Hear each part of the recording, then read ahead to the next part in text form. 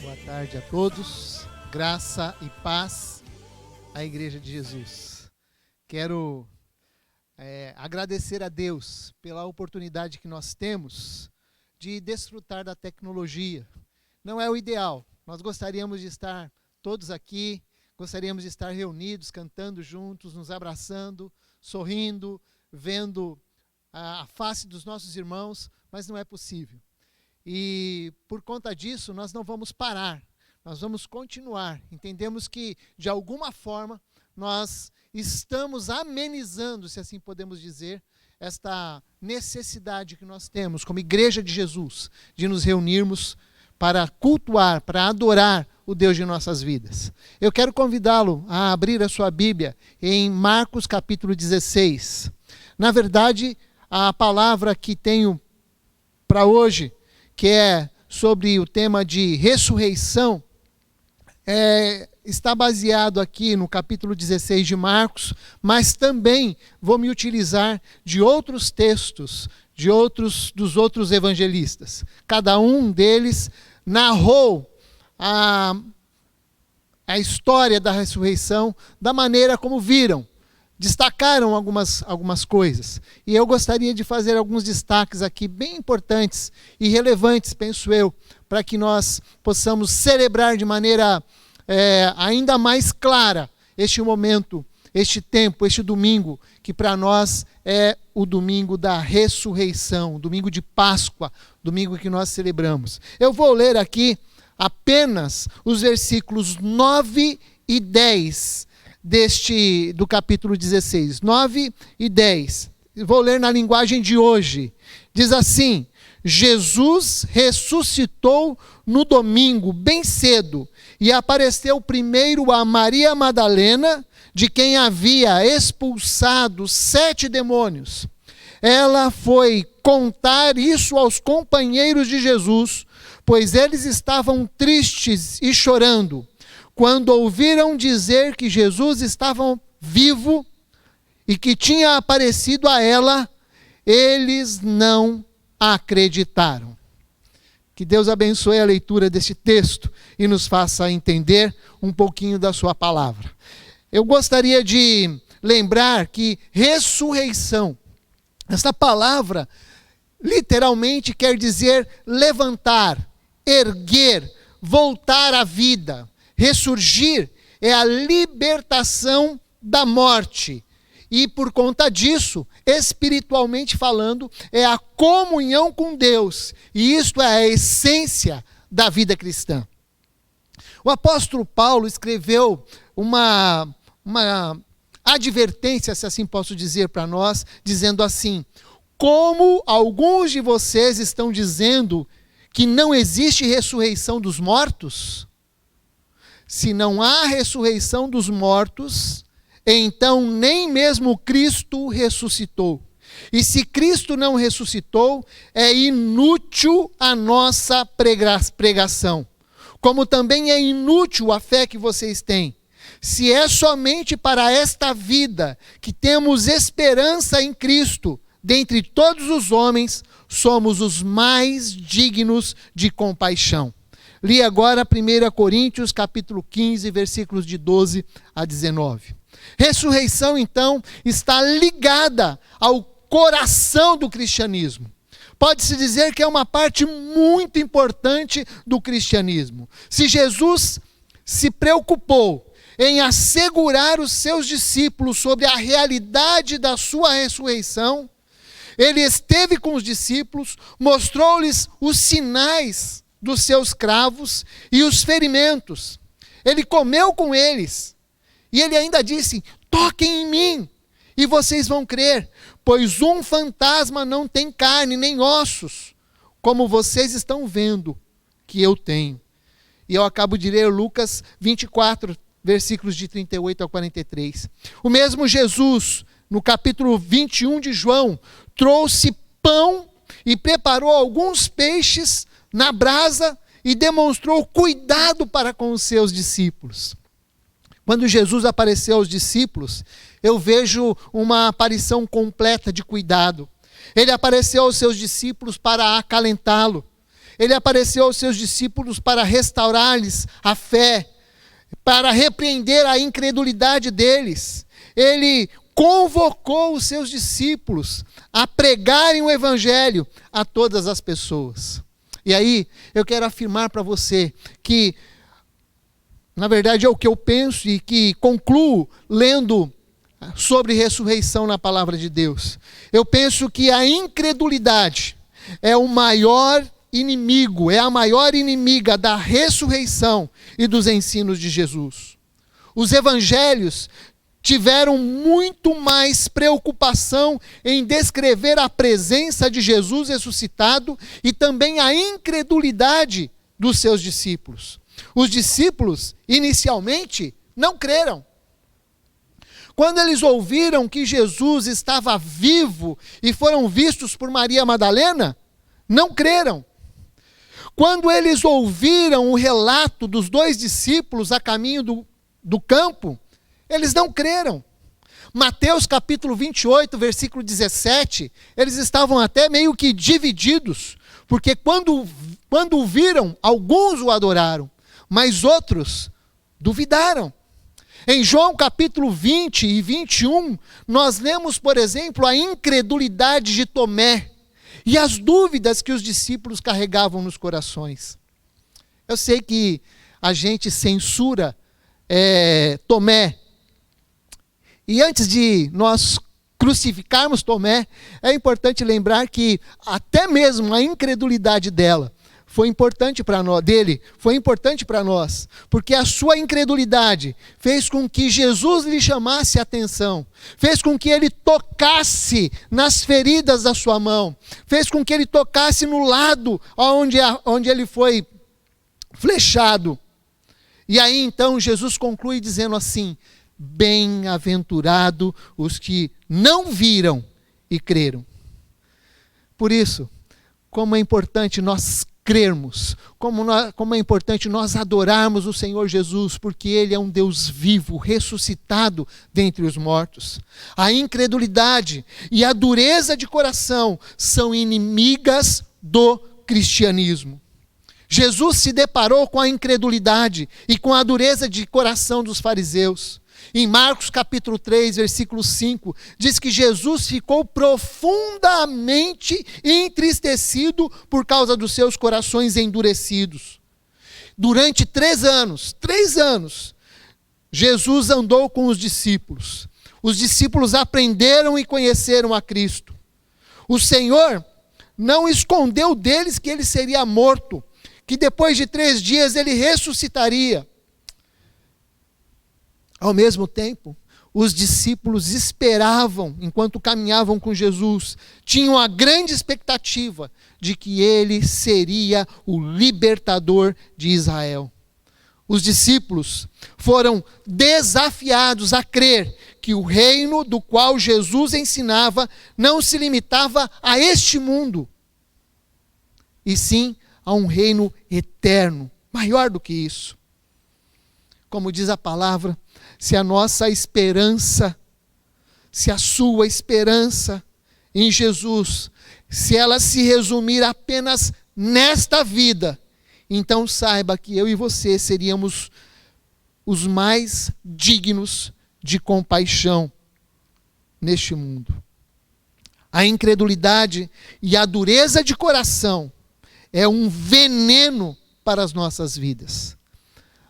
Qual é a diferença entre incredulidade e dureza de coração?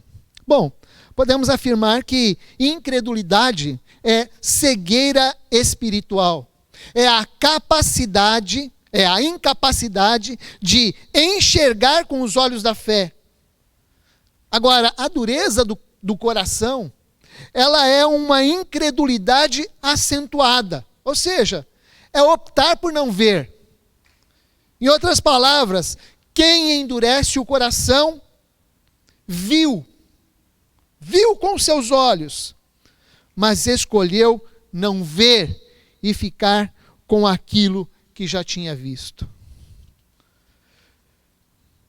Um exemplo prático de dureza de coração, se assim posso dizer, é o nosso orgulho. Muitas vezes, O orgulho nos faz permanecer no amargor das nossas escolhas. E Tiago diz que Deus resiste aos orgulhosos. Um outro sinal de dureza de coração é a nossa própria ansiedade. Nós sabemos que Deus está no controle. Sabemos que Ele tem a história nas mãos, mas lá no fundo do nosso coração, nós queremos ter o controle de toda a situação. É por isso que a Bíblia nos convida a levar as nossas preocupações nas mãos do Pai. A dureza de coração nem sempre está na expressão dura e rude. A dureza de coração também está no choro, na tristeza, nas amarguras do coração. E quando os discípulos deram menor sinal de dureza em seus corações, Jesus lhes disse: cuidado com o fermento dos fariseus. Marcos capítulo 8. E talvez a gente precisaria de um tempo maior para falar um pouquinho sobre este fermento dos fariseus. Mas a dureza de coração foi repreendida pelo Senhor Jesus quando andava com seus discípulos. Jesus também repreende a incredulidade dos seus discípulos. Quando Jesus foi preso, os discípulos debandaram. Enquanto Jesus carregava a cruz, os discípulos não estavam lá. Na cruz, com exceção de João, os discípulos não estavam lá. No sepultamento, os discípulos não estavam lá. Mas quando Jesus ressuscitou dentre os mortos, quando Jesus se apresentou aos 11, Ele não os censurou pelo abandono, mas os repreendeu pela incredulidade e dureza dos seus corações. Jesus vai à raiz dos problemas.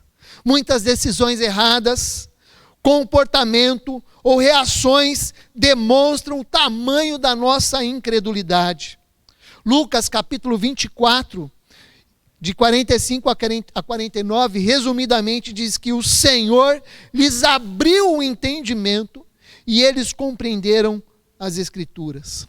Mais tarde, os discípulos obedeceram às ordens de Jesus e o Espírito Santo os conduziu na grande comissão.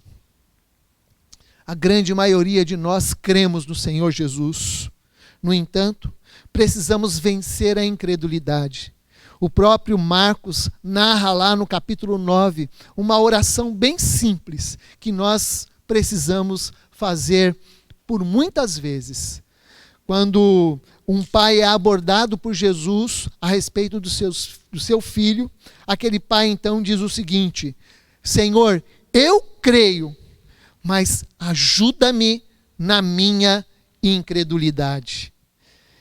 Que essa seja a nossa oração, que o Senhor nos ajude a crer, a confiar.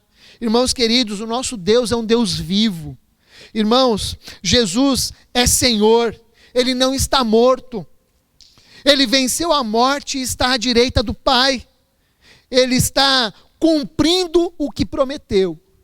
Ele disse: eis que estou convosco todos os dias, até a consumação dos séculos. Ah, meus irmãos, sirvamos a Cristo ressuscitado. Lembremos que Ele está no controle da nossa história. Lembremos que Ele está no controle desta pandemia que estamos vivendo. Lembremos que Ele está no controle enquanto estivermos enclausurados em nossas casas, impedidos de sair. Há aqueles que têm as suas restrições para sair ainda mais acentuada. Eu quero exortar o irmão, a irmã, você que nos ouve, a ficar em casa, como estão dizendo por aí. Fique em casa, mas confie no Senhor, porque o nosso Senhor está agindo.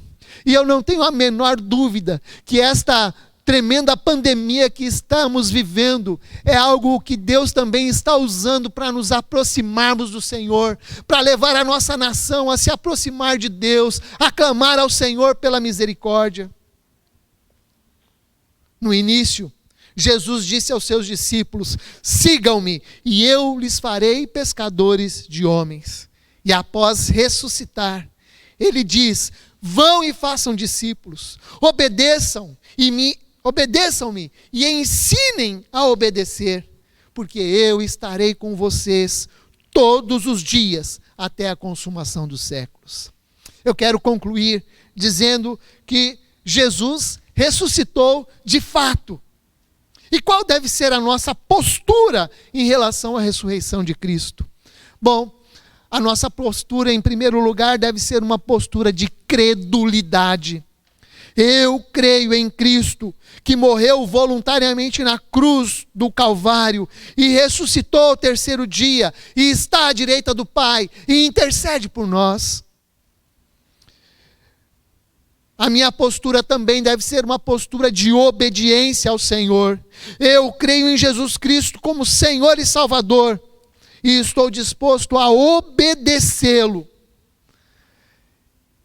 Eu quero aproveitar aqui para lembrar que no final de junho, eu sei que vai estar frio, mas nós queremos fazer batismos. E você que aceitou a Cristo, quero lembrá-lo que esta também é uma ordem do Senhor Jesus. E como nós cremos num Jesus ressuscitado, nós também precisamos obedecer esta ordem. Então, se prepare e esteja pronto a obedecer esta ordem do Senhor Jesus. Também a palavra de Deus nos chama para nós andarmos em novidade de vida. Eu quero viver em novidade de vida. Diz a palavra de Deus em Romanos 5, onde aumentou o pecado, transbordou a graça. Nós, os que morremos para o pecado, como podemos continuar vivendo nele? Assim como Cristo foi ressuscitado dos mortos, mediante a glória do Pai, também nós vivamos em novidade de vida, uma vida nova. E por fim, a ressurreição nos convida, a ressurreição de Cristo nos convida a adorá-lo, a nos prostrarmos diante do Senhor, porque quando nós o encontramos, quando nós vamos até Ele, nosso alvo é adorar ao Senhor de nossas vidas. Jesus Cristo ressuscitou, está vivo, e a minha postura é a de mostrar que eu sirvo um Deus vivo. Eu quero orar com você e por você nesta hora, para que a nossa postura seja de uma vida firmada num Deus vivo, todos os dias, estando ou não enclausurados. Nós precisamos lembrar que Jesus é Senhor e que Ele vive e conduz a nossa vida. Você pode orar comigo agora? Feche os seus olhos aí e ore junto comigo. Senhor nosso Deus, nós te agradecemos porque o Senhor ressuscitou dentre os mortos. Nós te agradecemos porque Tu estás conosco. Nós te agradecemos porque mesmo não podendo nos reunir juntos aqui neste templo, mas nós podemos, Senhor, nos reunir nas nossas casas. Te agradecemos pela tecnologia, Senhor. Te louvamos e queremos usá-la de maneira sábia. Queremos usá-la para a edificação do Teu povo, Senhor. Muito obrigado, Senhor. Obrigado por sermos igreja local, corpo vivo do Senhor. E nós queremos Te pedir que toda esta pandemia, Senhor, passe, Senhor. Que este vírus seja vencido pelo Teu poder. Que os cientistas e médicos tenham inteligência para encontrarem uma vacina, ou mesmo pela Tua mão milagrosa, que este vírus seja desfeito com a Tua mão de poder. Nós cremos que Tu estás no meio de nós e Te pedimos a Tua mão e a Tua direção. Oramos assim em nome de Jesus. Amém.